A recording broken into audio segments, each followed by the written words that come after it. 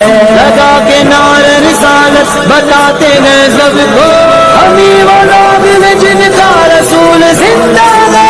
نعرہ رسالت کہنے والے اہل وفا سب زندہ ہیں، نعرہ رسالت کہنے والے اہل وفا سب زندہ ہیں۔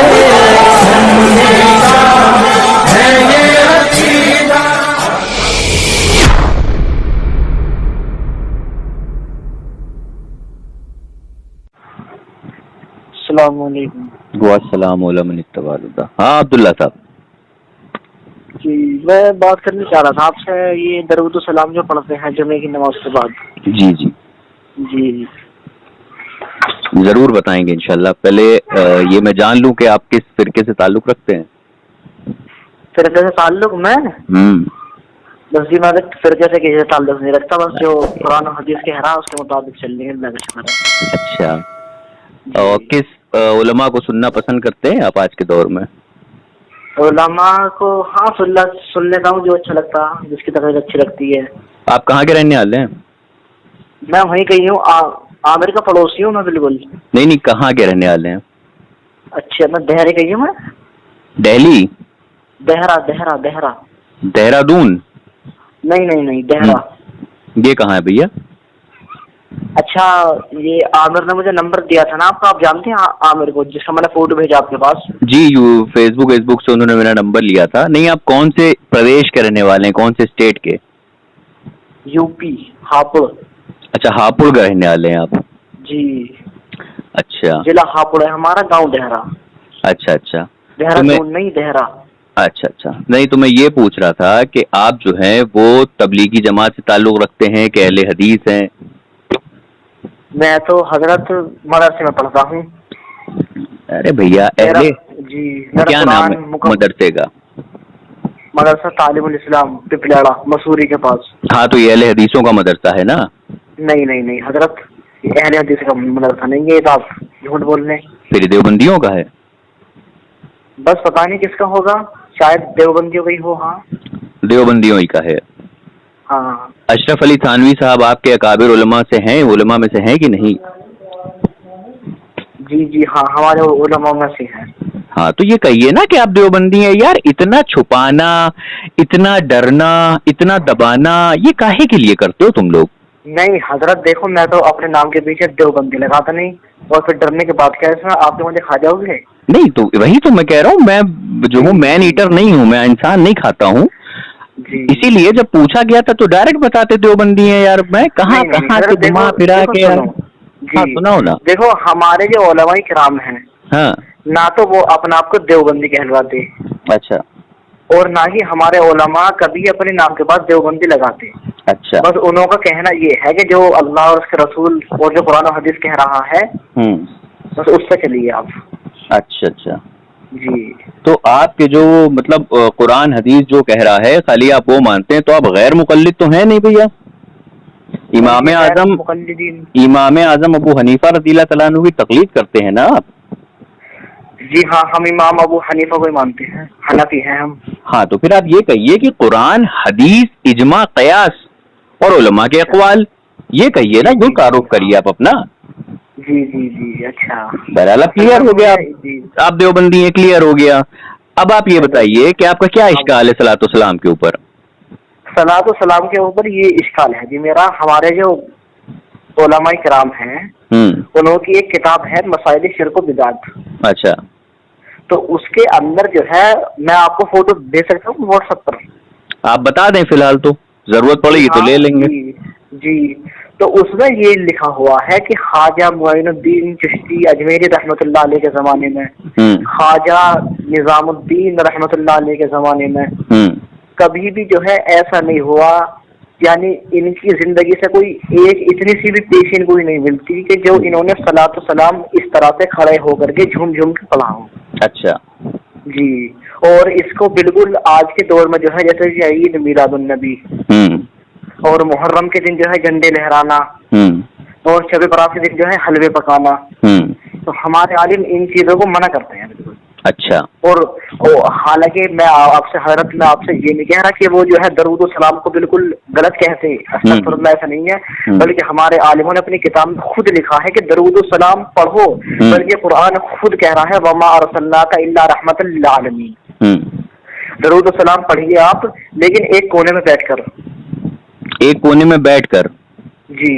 یہ کون سی یہ جو قرآن کریم کی آیت کریمہ ہے جس میں اللہ سبحانہ تعالیٰ ارشاد فرماتا ہے ان اللہ و ملائکۃ یصلون علی النبی یا ایھا الذین آمنوا صلوا علیہ وسلموا تسلیما، اس آیت کریمہ میں کہاں؟ جی سورہ الاحزاب کی آیت کریمہ ہے. تو اس میں اللہ سبحانہ تعالیٰ کہاں فرما رہا ہے کہ کونے میں بیٹھ کے پڑھو؟ نہیں حضرت، کونے میں بیٹھ کر تو دیکھو نہیں فرما رہی، لیکن اس میں یہ بھی تو نہیں فرما رہے نا کہ آپ جو ہے ہر جمعے کی نماز کے بعد یا ہر فجر کی نماز کے بعد. جی اس پہ ضرور اس پہ بھی بات کریں گے، لیکن آپ نے بھی کہا کہ کونے میں بیٹھ کے پڑھنا چاہیے. جی یہ کونے میں بیٹھ کے پڑھنے کا حکم آپ کو کس نے دیا؟ یہ کتاب میں لکھا ہوا ہے حضرت. آپ قرآن حدیث مانتے ہیں نا آپ تو؟ جی میری بھی سن لیجیے. جی سن آپ دیکھو. جی ہاں بتائیے بولیے. جی دیکھو قرآن کریم سارے مسائل تو دیتا نہیں، مانا کہ قرآن کریم ہے. آپ کی باتوں میں بہت تضاد ہے. جی آپ کی باتوں میں بہت تضاد ہے. عرض کروں؟ جی بولیے. سب سے پہلے جب میں نے آپ سے گفتگو کا آغاز کیا تو آپ نے کہا کہ آپ کے ماخذ جو ہیں وہ قرآن حدیث ہیں. جی یہی کہا نا آپ نے؟ جی. پھر اب آپ کہہ رہے ہیں کہ قرآن حدیث ہر چیز کا جواب نہیں دیتا. اچھا ٹھیک ہے، تو آپ ایک جگہ پہلے تو قائم مدائم ہو جائیے. تو بتائیے آپ پھر میں کہاں قائم مدائم ہوں؟ جی تو آپ یہاں قائم مدائم ہو جائیے کہ جہاں سے آپ نے بھی کہا کہ درود و صلاۃ و سلام جو ہے وہ کونے میں بیٹھ کے پڑھنا چاہیے. تو یہ کونے میں بیٹھ کے پڑھنا جو ہے یہ کون سی صدی میں، یہ کون سے علماء نے، کون سے اکابر اسلام نے یہ لکھا ہے کہ کونے میں بیٹھ کے پڑھنا چاہیے؟ یہ ہے کہ مولانا رفعت قاسمی. یہ تو دیوبندی ہیں. جی ہاں تو یہ تو ابھی کے ہیں نا. آپ مجھے تابعین طب تابعین کے دور سے بتائیے. جی ہاں جی بالکل، میں آپ کو بلکہ میں آپ کو اس کا فوٹو بھیجوں گا نا. آپ فوٹو بھیجیے گا، آپ فی الوقت پڑھ کے بتائیے. ابھی ہماری بات، آپ کی گفتگو جو ہے وہ فیس ٹو فیس نہیں ہو رہی، فون کال پہ ہو رہی ہے. تو آپ مجھے ابھی جو ہے وہ پڑھ کے بتائیے کہ کہاں پر لکھا ہوا ہے ایسا کہ کونے میں بیٹھ کے پڑھنا چاہیے. بتائیے بھائی. یہ قرآن کریم کی آیت کریمہ ہے جس میں اللہ سبحانہ وتعالیٰ حکم دے رہا ہے ان اللہ و ملائکتہ یصلون علی النبی یا ایھا الذین آمنوا صلوا علیہ وسلموا تسلیما. جی تو اس میں اللہ سبحانہ وتعالیٰ کہاں فرما رہا ہے کہ کونے میں بیٹھو؟ یہاں تو نہ اللہ فرما رہا ہے کہ اس وقت پڑھو، نہ اللہ سبحانہ تعالیٰ فرما رہا ہے اس وقت پڑھو، نہ اللہ تعالیٰ فرما رہا ہے کہ اتنی مرتبہ پڑھو، نہ اللہ تعالیٰ فرما رہا ہے اتنی نہ اللہ تعالیٰ یہ فرما رہا ہے کہ لیٹ کے پڑھو یا بیٹھ کے پڑھو یا کھڑے ہو کے پڑھو یا کروٹ لے کے پڑھو. یہ تو ہم کبھی بھی پڑھ سکتے ہیں، چلتے پڑھ سکتے ہیں، لیٹتے پڑھ سکتے ہیں. تو آپ نے یہ کہاں پڑھا کہ کونے میں بیٹھ کے اس کو پڑھنا چاہیے؟ تو آپ جو ہے میری بھی سن لیجیے حضرت. جی سنائیے حضرت. جی پہلے تو آپ یہ بتائیے کہ نبی سے سب سے زیادہ محبت کرنے والے کون تھے؟ صحابہ کرام. صحابہ کرام تھے. جی صحابہ کرام کے زمانے میں کبھی عید میلاد النبی نہیں بنائی گئی. تابعین کے زمانے میں کبھی عید میلاد النبی نہیں بنائی گئی. اور جو ان کے بعد اولیاء کرام، مجتہدین جو بھی گزرے ہیں، بزرگان دین جو بھی گزرا ہے ان کے زمانے میں، یہاں تک کہ خواجہ معین الدین چشتی کے زمانے میں بھی ایسا نہیں ہوا. لیکن یہ جب یہ پہلے نہیں ہوا تو ابھی کیوں ہو رہا ہے؟ جی اور کچھ پوچھنا ہے آپ کو؟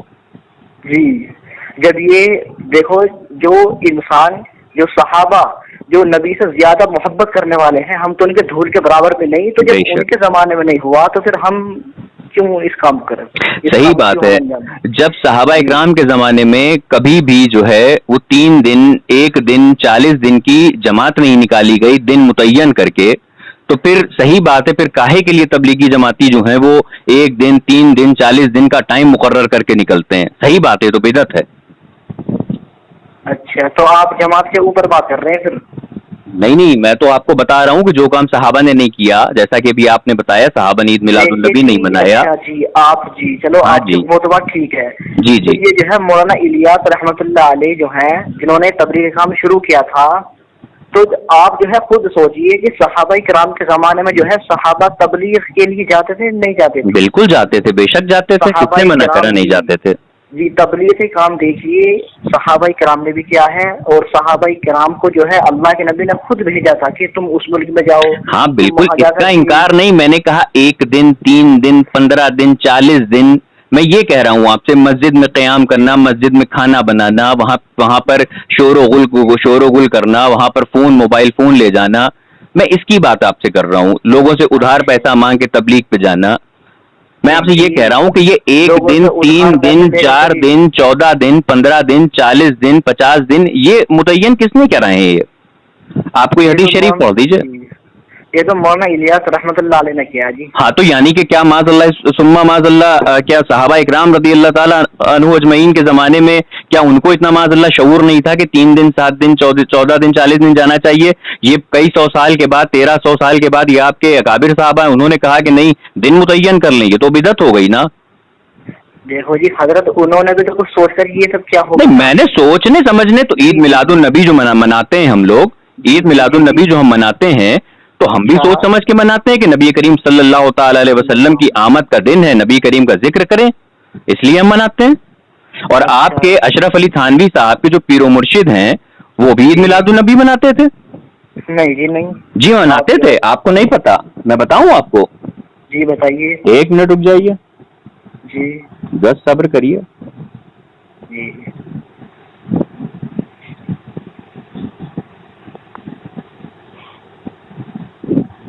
کیا کہہ رہے ہیں آپ کو؟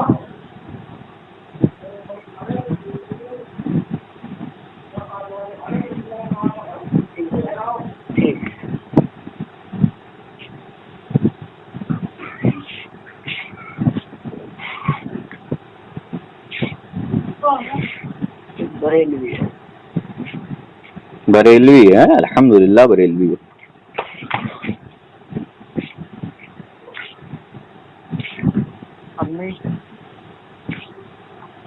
کھانا کو بھوک لگنے لگی اس کو.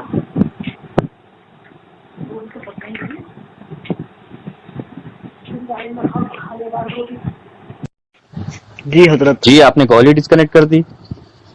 جی آپ نے کال ڈسکنیکٹ کر دی تھی. جی جی ہاں کر دی تھی. جی تو میں آپ کی کتاب پڑھنے لگا ہوں، شمائم امدادیہ، صفحہ نمبر 93. اچھا کس کی کتاب ہے حضرت لکھی ہوئی؟ جی بتا رہا ہوں میں کس کی کتاب ہے. یہ آپ ہی کے جو پیر صاحب ہیں، آپ کے پیر و مرشد کے تھانوی صاحب کے حاجی امداد اللہ مہاجر مکی صاحب. اچھا. وہ لکھتے ہیں کہ ہمارے علماء مولود شریف میں بہت تنازع کرتے ہیں. اچھا. تو ہم علماء جواز کی طرف بھی گئے ہیں. جب سورج جواز کی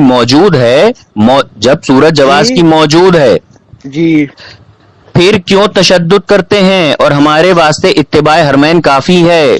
شمائم امدادیہ صفحہ نمبر 93. یہ تو آپ کے تھانوی صاحب کے پیر و مرشد ہیں. اچھا. ہاں جی. تو یہ اس میں کیا کہہ رہے ہیں یہ؟ جی وہ فرما رہے ہیں کہ جب عید میلاد النبی کے جواز کی صورت موجود ہے اس کے بعد بھی تشدد کرتے ہیں. تشدد یعنی نہیں، سختی. تشدد کا مطلب سختی کرنا، انکار کرنا. اچھا. جی ہاں. اور سنیں گے؟ جی سنائیے. جی ضرور سنیے. میلاد النبی فرحت و مسرت کا دن ہے. اور یہ کون لکھتا ہے یہ بھی میں آپ کو بتا دیتا ہوں. مفتی اعظم رشید احمد لدھیانوی صاحب. اچھا. وہ لکھتے ہیں کہ ان حضور صلی اللہ تعالی وسلم کی ولادت بڑے سرور اور فرحت کا باعث ہے، اور یہ سرور کسی وقت اور مہک کے ساتھ مخوص نہیں بلکہ ہر مسلمان کے رگ و پے میں سمایا ہوا ہے. ابو لہب کی لونڈی صوبیہ نے جب ان حضور صلی اللہ تعالی وسلم کی ولادت کی خبر ابو لہب کو پہنچائی تو اس نے خوشی میں صوبیہ کو آزاد کر دیا. مرنے کے بعد لوگوں نے خواب میں دیکھا اور اس سے حال دریافت کیا تو اس نے کہا جب سے مرا ہوں عذاب میں گرفتار ہوں، مگر 2 شنبہ کی شب ہو چونکہ میں نے میلاد نبی کی خوشی کی تھی اس لیے عذاب میں تخفیف ہو جاتی ہے. جب ابو لہب جیسے بدبخت کافر کے لیے میلاد نبی خوشی کی وجہ سے عذاب میں تخفیف ہو گئی تو جو امتی آپ کی ولادت کی خوشی کرے اور حسب وسعت کے آپ کی محبت میں خرچ کرے تو کیوں کر اعلیٰ مراتب حاصل نہ کرے گا. احسان الفتاوی جلد 1 صفحہ نمبر 347 اور 48. ارے میاں اپنے گھر کی خبر تو لیا کریے, اپنے گھر کی خبر نہیں رکھتے ہیں آپ. فیصلہ ہفت مسئلہ صفحہ نمبر 5 بھی میرے پاس موجود ہے, اس میں بھی لکھا ہے میلاد النبی کے جواز کے تعلق سے. اب آپ یہ چھوڑیں, یہ تو الگ بات ہو گئی. اب آپ ذرا مجھے یہ بتا دیں کہ جو 3 دن 4 دن کی جماعت کا جو وقت ایک آپ لوگوں نے متعین کر لیا ہے وہ کہاں سے ثابت ہے؟ نہیں ثابت تو کہیں سے نہیں ہے وہ. تو پھر یہ بدعت ہے نا. اچھا, اور آپ کو ایک حوالہ دے دوں, بڑا آپ کو اچھا لگے گا حوالہ سن کے. یہ تو ڈائریکٹ آپ کے اشرف علی تھانوی صاحب کی کتاب سے ہے. اچھا, انصاف حصہ صفحہ نمبر 1 جلد نمبر 1 صفحہ نمبر 333. اس میں کیا لکھتے ہیں ذرا سماعت فرمائیے گا. مولود شریف اور جگہ تو بدعت ہے لیکن کالج میں جائز ہے, بلکہ حفاظت دین کا ذریعہ ہے. اگر کسی جگہ بدعت ہے, لوگوں کے دین کی حفاظت کے ذریعے ہو جائے تو وہاں اس بدعت کو غنیمت سمجھنا چاہیے جب تک کہ ان کی پوری اصلاح نہ ہو جائے. جیسے مولود شریف اور جگہ تو بدعت ہے مگر کالج میں جائز ہے, بلکہ واجب ہے, کیونکہ اسی بہانے سے وہ کبھی رسول اللہ صلی اللہ تعالی وسلم کی ذکر شریف اور آپ کے فضائل کا معجزات تو سن لیتے ہیں. تو اچھا ہے اسی طرح حضور صلی اللہ تعالی وسلم کی عظمت و محبت ان کے دلوں میں قائم رہے. انفاس حصہ صفحہ جلد 1 صفحہ نمبر 333. اشرف علی تھانوی صاحب تو کہہ رہے ہیں کالج میں جائز ہے. تو آپ حضرت ایک کام کریں, ایک تو ایک کتاب کا فوٹو. جناب والا وہ تو ہم آپ کو بھیجیں گے انشاءاللہ, لیکن جناب والا اس سے پہلے بیفور ہینڈ آپ مجھے, جیسے کہ آپ نے کہا تھا جو کام صحابہ کے دور میں نہیں ہوا, تابعی کے دور میں نہیں ہوا, تبع تابعی کے دور میں نہیں ہوا, تو بدعت ہو جائے گی نا. تو جناب والا آپ مجھے پہلے, اس کا مطلب آپ بدعت سے پاک ہیں بالکل. اچھا ہے تو دھو کے کھائیے, دیکھیے کیڑا نہ لگاؤ, کہیں آم کا سیزن ہے, کیڑے آ جاتے ہیں آم میں کبھی کبھی. تو آپ مجھے بیفور اینڈ یہ بتاتے جائیے, تو 4 دن 40 دن کی جماعت ہوتی ہے, یہ دستار بندی ہوتی ہے آپ کے وہاں پہ, اس کی جواز کا ثبوت ہمیں آپ قرآن و حدیث سے دے دیجئے, ہم ابھی آپ کو آپ کے پیر و مرشد کے حوالہ جات بھیج دیں گے. اس کا ثبوت تو نہیں ہے کوئی, یعنی کہ بدعت ہے حضرت. بدعت ہے کہ نہیں حضرت؟ اچھا, ارے بدعت ہے کہ نہیں حضرت؟ نہیں مجھے تو نہیں پتا. ارے حضرت ابھی آپ ہی تو کہہ رہے ہیں جو صحابہ اکرام کے دور میں نہیں, رسول اللہ کے دور میں نہیں, تابعی کے دور میں نہیں, تبع تابعی کے دور میں نہیں, ائمہ اکرام کے دور میں نہیں, خیر القرون میں نہیں, وہ سب جتنا ہے سب بدعت ہے. اچھا, اب بھائی آپ کے یہاں دستار بندی ہوتی ہے کہ نہیں ہوتی ہے؟ جی ہوتی ہے. اچھا, تو آپ کے وہاں دارالعلوم دیوبند کا مدرسہ بنا ہے کہ نہیں بنا ہے؟ جی بالکل. آپ بتائیے مجھے قرآن و حدیث سے کہ کبھی نبی کریم صلی اللہ تعالی علیہ وسلم نے یا صحابہ اکرام کی مقدس جماعت میں سے کسی صحابی نے جو ہے وہ دارالعلوم دیوبند تعمیر کرایا ہو؟ آپ مجھے بتائیے کسی صحابہ اکرام نے دستار بندی کا پروگرام رکھا ہو؟ آپ مجھے بتائیے. تو یعنی پھر مدارس کھولنا بھی پھر بدعت ہے؟ نہیں, آپ کے نزدیک آپ کے رول پہ بدعت ہے نا, ہمارے رول پہ تھوڑی نا بدعت ہے. نہیں, ہمارے رول پہ بدعت کیوں ہے؟ آپ کے رول پہ بدعت اس لیے ہے کیونکہ وہ کوئی بھی کام جو رسول اللہ صلی اللہ تعالی علیہ وسلم سے ثابت نہ ہو اور صحابہ اکرام سے ثابت نہ ہو وہ بدعت ہو جاتا ہے. ہمارے بقول یہ چیز ثابت نہیں ہے, ہمارا اصول دوسرا ہے.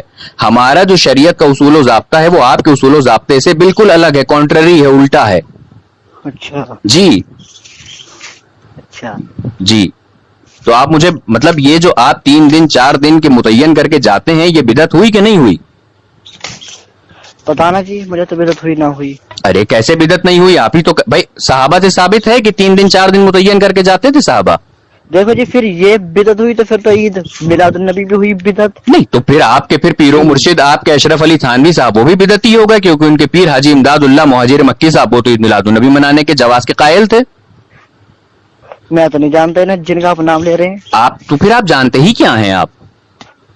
اچھا, آپ رسول اللہ صلی اللہ تعالی علیہ وسلم کے ذکر پہ صلاۃ و سلام پڑھنے پہ آپ کو بڑا اشکال ہوا کہ بھائی اس کو آپ لوگ اذان کے بعد کیوں پڑھتے ہیں نماز, اور آپ نے ایک چیز غلط کہی, آپ نے کہا جمعے کے بعد پڑھتے ہیں نا, یہی کہا نا؟ جی نہیں, غلط ہے. ہر نماز کے بعد الحمدللہ پڑھتے ہیں, ہر نماز کے بعد الحمدللہ پڑھتے ہیں. ہر نماز کے بعد تو پڑھتے ہیں جی, لیکن یہ طریقہ بنا رکھا نا یہ پڑھنے کا, کیوں؟ سارے کھڑے ہو گئے. اگر کوئی اور طریقہ ہو بیٹھ کر پڑھنے کا, اگر حکم دیا ہو اور ہم کھڑے ہو کے پڑھتے ہیں تو وہ طریقہ دکھائیے. اگر لیٹ کے پڑھنے کا طریقہ اللہ نے یا اس کے رسول نے بیان فرمایا ہو, حکم فرمایا ہو, تو وہ بتائیے, پھر ہم بیٹھ کے پڑھیں گے. اور اگر آپ کہتے ہیں، سن لیجئے، اب آپ کہتے ہیں کہ کھڑے ہو کے نہیں پڑھنا چاہیے، اس کے پیچھے کیا ثبوت ہے، تو آپ ہمیں وہ ثبوت پیش کیجئے نص قطعی سے جس میں اس چیز کی مناہی ہو کہ آپ کھڑے ہو کے صلاۃ و سلام نہیں پڑھ سکتے، آپ پیش کریے۔ جی تو میں آپ کے پاس فوٹو بھیج رہا ہوں نا میں بھی۔ جی آپ پڑھ کے بتا دینا۔ ارے حضرت تو ٹھیک ہے جی، میں پڑھ کے سنا رہا ہوں۔ جی بتائیے پڑھ کے۔ ایک منٹ رکو۔ جی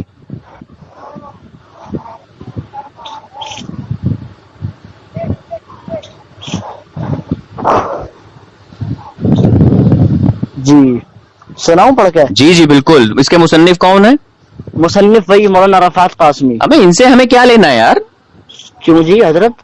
ابھی اگر ہم اعلیٰ حضرت رضی اللہ تعالیٰ عنہ، ابھی ہم آپ کو فتاوی رضیہ شریف سے کچھ پیش کرنے لگے، کیا اعلیٰ حضرت آپ کے لیے معتبر ہیں؟ کیا جی اعلیٰ حضرت رضی اللہ تعالیٰ عنہ؟ جی کہہ سکتے ہیں، غیر صحابہ کے لیے بھی کہہ سکتے ہیں۔ جی آپ نے یہ رضی اللہ تعالیٰ کیوں لگایا؟ جی غیر صحابہ کے لیے بھی کہہ سکتے ہیں، اس پہ بحث بعد میں کریں گے۔ پہلے آپ یہ بتائیے کہ جو آپ مجھے اپنے اکابر کی کتاب پیش کر رہے ہیں، آپ کو پتا ہے مناظرے کے اصول کیا ہوتے ہیں؟ آپ کو پتا ہے؟ نہیں۔ ماخذ کیا ہوتے ہیں آپ کو مناظرے کے پتا ہے؟ مجھے تو ابھی یہ بھی نہیں پتا کہ ماخذ ہوتا کیا ہے۔ آپ کو یہی نہیں پتا اور آپ چلیں صلاۃ و سلام پہ بحث کرنے کے لیے؟ میں نے جیسے کتاب میں پڑھا اور جو میں نے اپنے عالموں سے سنا اور وہی میں آپ سے تحقیق کر رہا ہوں اس کی۔ تو میاں آپ کی کتابوں میں جو لکھا ہوا ہے، آپ کے عالم صاحب نے جو لکھا ہے، کیا اس کے پیچھے کوئی قرآن و حدیث سے کوئی دلیل شرعی پیش کری ہے؟ جی وہ کیا نام ہے، وہی صحابہ کرام سے۔ دیکھو میں آپ پڑھ کر تو سنیے سے چلیے سنائیے، آپ کا بھی دل رکھے لے رہے ہیں، سنائیے۔ جی سنیے، بالکل سنیے۔ جی سنائیے۔ نماز جمعہ کے بعد اجتماعی صلاۃ و سلام۔ سوال: بعض جگہ مسجد میں نماز کے بعد، خصوصاً جمعہ کی نماز کے بعد قیام کر کے لوگ اجتماعی طور پر ایک خاص طرح سے جھوم جھوم کر زور زور سے التزاماً درود و سلام پڑھتے ہیں، اور اس طریقے کو اہل سنت سنی ہونے کی علامت سمجھا جاتا ہے۔ جو لوگ ان کے ساتھ اس فعل میں شرکت نہیں کرتے ان کو اہل سنت والجماعت سے خارج کہتے ہیں۔ یہ بدعقیدہ سمجھتے ہیں۔ درود اور معاذ اللہ حضور صلی اللہ علیہ وسلم کا مخالف اور گستاخ کہتے ہیں، اور بعض منشدد تمام حدود سے تجاوز کرتے ہوئے کفر کا فتویٰ بھی لگا دیتے ہیں۔ ان اللہ معاذ اللہ۔ جواب: یقیناً درود و سلام بہت اعلیٰ درجے کی عبادت ہے اور بہت عظیم عمل ہے۔ قرآن مجید میں بڑے اہتمام کے ساتھ اس کا حکم دیا گیا ہے۔ اس حدیث میں اس کے بے شمار فضائل اور فوائد بیان کیے گئے ہیں۔ اس عظیم عبادت کے لیے بھی دیگر عبادات کے مانند کچھ اصول اور آداب ہیں، ان کی رعایت کرنا اور ان کی پابندی کرنا بہت ضروری ہے، اور ان کو چھوڑ کر اپنی نفسانی خواہشات اور اپنے من گھڑت اور خود ساختہ طریقے کے مطابق عمل کرنا بجائے ثواب کے گناہ اور بجائے قرب کے بعد کا سبب بن سکتا ہے۔ غور کیجیے، اگر کوئی شخص نماز کی ابتدا تکبیر تحریمہ کے بجائے درود شریف سے کرے، سورہ فاتحہ کی جگہ درود پاک پڑھے، سورت ملانے کے بجائے درود شریف پڑھتا رہے، تکبیرات انتقالات کے موقع پر درود پاک کا ورد کرتا رہے، رکوع اور سجدے میں بھی درود پڑھتا رہے، تشہد چھوڑ کر درود پاک کا شغل رکھے، تو آپ خود بتائیں کہ ان معاملات پر درود پاک پڑھنے کی اجازت ہے، اور کیا اسے صحیح طریقہ کہا جا سکتا ہے؟ نماز صحیح ہوگی اگر کوئی شخص عقدائے اولیاء میں تشہد کے بعد درود شریف پڑھ لے تو سجدہ سہو لازم آتا ہے؟ معلوم ہوتا ہے کہ بے موقع اور بے محل درود شریف پڑھنا صحیح نہیں۔ صلاۃ و سلام انفرادی طور پر تنہا پڑھا جاتا ہے۔ صلاۃ و سلام کے لیے اجتماع، اہتمام اور التزاماً ثابت نہیں۔ حضور اقدس صلی اللہ علیہ وسلم کے قول و عمل، صحابہ رضوان اللہ علیہم اجمعین، تابعین، تبع تابعین، محدثین، ائمہ مجتہدین، اولیاء نظام، مشائخ کرام، حضرت غوث اعظم خواجہ معین الدین چشتی اجمیری، خواجہ نظام الدین، اولیاء وغیرہ سے نماز کے بعد مسجد میں اجتماعی طور پر کھڑے ہو کر زور زور سے صلاۃ و سلام پڑھنے کا ایک نمونہ اور ایک مثال بھی پیش نہیں کر سکتے، لہذا یہ طریقہ یقیناً بدعت ہے۔ اسے ایجاد کرنے والے اور اس پر عمل کرنے اور اس پر اصرار کرنے والے اور اسے دین سمجھنے والے اللہ تعالیٰ اور اس کے رسول صلی اللہ علیہ وسلم کی ناراضگی اور لعنت کے مستحق ہیں، اور بدعت کے سلسلے میں جو وعیدیں ہیں آپ اسے تفصیل سے ملاحظہ فرما چکے ہیں۔ فتاوی رحیمیہ جلد نمبر 10 صفحہ نمبر 430۔ جی حضرت۔ جی ہو گیا آپ کا؟ جی ہو گیا۔ اس میں آپ نے ایک جگہ پر یہ آپ نے پڑھا، آپ کے جو اکابر صاحب ہیں انہوں نے یہ لکھا کہ جو صلاۃ و سلام نہیں پڑھتا اسے بدعقیدہ کہا جاتا ہے اور یہاں تک کہ اس کی تکفیر کر دی جاتی ہے۔ جی ہاں جی، اور یہ ہمارے گاؤں میں ہی ہوتا ہے حضرت۔ جی صبر کریں، صبر کریں۔ جی آپ ذرا مجھے ہمارے ان اکابر کی وہ کتاب بتائیے جس میں یہ لکھا ہو کہ جو نماز کے بعد صلاۃ و سلام نہیں پڑھے گا وہ کافر ہے یا وہ اہل سنت و جماعت سے خارج ہے، بتائیے۔ بھائی الزام لگایا ہے تو اس کی دلیل ہونی چاہیے کتاب کی شکل میں۔ اچھا، ہاں جی،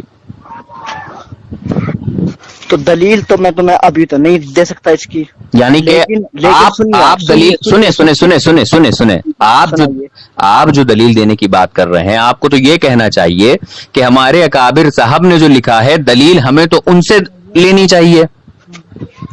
آپ کے اکابر صاحب نے لکھا ہے نا جی کہ ان کی تکفیر کر دی جاتی ہے، تو حاشیے میں آپ کو آپ کے اکابر صاحب کا آپ کو وہ حوالہ بھی دینا چاہیے کہ فلاں کتاب میں دیکھیے بریلویوں کے فلاں مولانا نے علامہ نے لکھا ہے کہ جو صلاۃ و سلام نہیں پڑھے گا بعد نماز کے وہ کافر ہو جائے گا، اس کی تکفیر کر دی جائے گی۔ ایسا حوالہ ان کو دینا چاہیے، وہ تو دین نہیں۔ یہ تو اس میں تو یہ سمجھایا گیا ہے نا، دیکھو اس میں تو یہ سمجھایا گیا کتاب میں، لیکن دوسری بات آپ میری یہ سن لیجئے کہ آپ کہیں کی چھوڑیں، جو میں نے اپنی آنکھوں سے دیکھا اور اپنے کانوں سے سنا وہ ایسا ہمارے گاؤں میں جی ہمارے گاؤں میں ایسا ہی ہوتا ہے کہ ہم جو ہے درود و سلام کھڑے ہو کر جھوم جھوم کر نہیں پڑھتے، تو بریلوی یہاں تک کہ ایسی نوبت آ جاتی ہے کہ ہمیں کافر کہا جاتا ہے۔ نہیں وہ تو دیکھیے دیوبندی تو جیسے آپ ہیں، تو اگر آپ اشرف علی تھانوی، رشید احمد گنگوہی، قاسم نانوتوی، خلیل احمد امبیٹوی، اسماعیل دہلوی، اگر آپ ان کے کفر میں شک کریں گے تو بھی آپ کافر ہو جائیں گے۔ اور اگر آپ ایک ان نون دیوبندی ہیں، آپ ان اویئر ہیں، آپ کو نہیں پتا آپ کے اکابرین نے کیا کیا جو مغلظات لکھے ہیں اپنی کتاب میں، کفر لکھا ہے، آپ کو نہیں پتا ہے، پھر بھی آپ دیوبندی ہیں تو آپ پہ حکم نہیں لگے گا۔ لیکن اگر آپ کو پتا ہے اس کے بعد بھی آپ ان کو بچانے نکلتے ہیں تو پھر آپ کافر ہو جائیں گے۔ جیسے کہ رشید احمد گنگوہی اپنی کتاب میں لکھتا ہے امکان کذب کے تعلق سے کہ اللہ سبحانہ و تعالی جھوٹ بولنے پہ قادر ہے، نعوذ باللہ من ذالک۔ اچھا ہاں جی، فتاوی رشیدیہ میں لکھا ہے۔ کیسے کہ اللہ تعالیٰ جھوٹ بولنے پر قادر ہے؟ جی جی جی، یہ آپ کے اکابر صاحب کی کتاب میں لکھا ہوا ہے کہ اللہ سبحانہ و تعالی کی ذات میں یہ شامل ہے کہ اگر اللہ چاہے تو جھوٹ بول سکتا ہے، معاذ اللہ رب العالمین۔ جس کے تعلق سے علامہ سعد الدین تفتازانی علیہ رحمہ نے صاف طور سے ارشاد فرمایا ہے کہ اللہ سبحانہ و تعالیٰ کے لیے جھوٹ بولنا عقلاً محال ہے، شرعاً محال ہے، محال ہے، ہو گیا بالکل، ہے نا جی یہ تو لیکن آپ کے رشید احمد گنگوہی صاحب لکھتے ہیں کہ اللہ تعالیٰ کی ذات خاصہ میں یہ شامل ہے کہ اللہ جھوٹ بول سکتا ہے۔ تو آپ کوئی ثبوت پیش کریے نا، کتاب پیش کروں گا میں آپ کو۔ جی ہاں آپ کتاب پیش کر دیجیے، ثبوت پیش کر دیجیے۔ جی بالکل پیش کروں گا۔ جی پھر میں بھی جو ہے اپنے کسی عالم سے پوچھ کر کے انشاءاللہ آپ کو ضرور جواب پہنچاؤں گا۔ آپ کہیے تو اور کچھ بھی بتا دوں کہ آپ کی کتابوں میں کیا کیا مغلظات لکھے ہیں؟ جی بتائیے۔ بتاؤں؟ جی آپ کی کتاب میں لکھا ہوا ہے کہ نبی کریم صلی اللہ تعالی علیہ وسلم کا علم ملک الموت اور شیطان کے علم سے کم ہے۔ آپ کی دوسری کتاب میں لکھا ہوا ہے کہ اس عالمین میں اللہ سبحانہ و تعالیٰ کے بعد سب سے زیادہ علم رسول اللہ کو ہے، اور جو رسول اللہ صلی اللہ تعالی علیہ وسلم سے بڑھ کر کسی اور کو علم مالے مخلوق میں وہ کافر ہے۔ اور آپ ہی کی دوسری کتاب میں لکھا ہے کہ رسول اللہ سے زیادہ علم جو ہے وہ ملک الموت اور شیطان کو ہے، معاذ اللہ رب العالمین۔ آپ کی کتاب میں لکھا ہے کہ اللہ تعالیٰ کو پہلے سے نہیں پتا ہوتا بندہ کیا کرنے والا ہے، جب بندہ کر لیتا ہے تب اللہ کو پتا چلتا ہے، معاذ اللہ رب العالمین۔ اچھا جی، ہاں جی، ہاں جی، آپ کی کتابوں میں لکھا ہے صلاۃ و سلام کے اوپر اشکال اور اعتراض کرنے سے بہتر ہے کہ اپنے عقیدے اور ایمان کو بچائیے جناب والا۔ یہ جان ہے، یہ چلی گئی، انشاءاللہ عز و جل پھر ملے گی، لیکن اگر ایمان چلا گیا میاں تو پھر نہیں ملے گا. تو ہم آپ کو آپ کے اکابرین کی پہلے کتابیں بھیج رہے ہیں, آپ وہ پڑھیے گا, ان کا جا کے اپنے بڑے علماء سے جواب مانگیے گا, اور جواب مانگنے کے بعد آپ ہم سے بات کریے گا. اور رہی بات صلاۃ و سلام پڑھنے کی, تو جو اللہ سبحانہ و تعالیٰ نے قرآن کریم میں ارشاد فرما دیا, ان اللہ و ملائکتہ یصلون علی النبی یا ایھا الذین آمنوا صلوا علیہ وسلموا تسلیما. یہاں اللہ سبحانہ و تعالیٰ نے کوئی قید نہیں لگائی کہ یہ کس وقت پڑھنا ہے, کتنی تعداد میں پڑھنا ہے, سوتے میں پڑھنا ہے, بیٹھتے میں پڑھنا ہے. اور جو آپ کے اکابر صاحب نے اس میں کہا کہ اگر نماز میں کوئی الحمد شریف کی جگہ درود شریف پڑھ لے, کوئی فلاں کی جگہ درود شریف پڑھ لے, رکوع میں جائے تو درود, تو نماز نہیں ہوگی. تو یہاں پر مسئلہ یہ ہے کہ درود شریف کو نماز کا حصہ نہیں بنایا ہم لوگوں نے. نماز اپنی جگہ ہے, اس کے بعد درود شریف ہے. آخری رکعت نماز کی پڑھنے کے بعد اور کچھ دیر کے بعد درود صلاۃ و سلام پڑھا جاتا ہے. اور صلاۃ و سلام پڑھنا یہ تو فرشتوں کا وظیفہ ہے, یہ تو تمام مخلوق کا وظیفہ ہے. اور آپ کے وہاں کہا جاتا ہے کہ یہ کھڑے ہو کے نہیں پڑھنا چاہیے, اس پہ بیٹھ کے پڑھنا چاہیے کونے میں. یہ سب کیا ہے یار؟ نبی کریم صلی اللہ تعالی وسلم سے محبت کرو میرے بھیا. چلو ہم تمہاری کتابوں کے اسکین بھیج رہے ہیں, ان کو دیکھ لینا. جی ہاں بھیجیے آپ. چلیے.